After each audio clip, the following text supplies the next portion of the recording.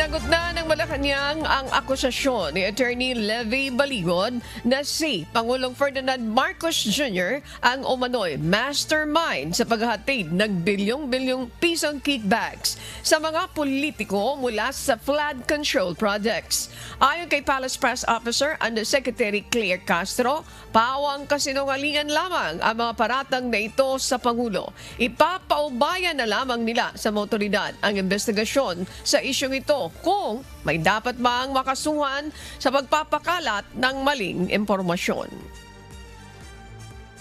Nandiyan ang NBI, nandiyan ang PNP. Dapat malaman nila to. Obligasyon nila na kasuhan ang mga nagpapakalat ng fake news. Dapat pa ba silang utusan? Hindi po. Obligasyon ng NBI, PNP, DOJ. Hataw Balita.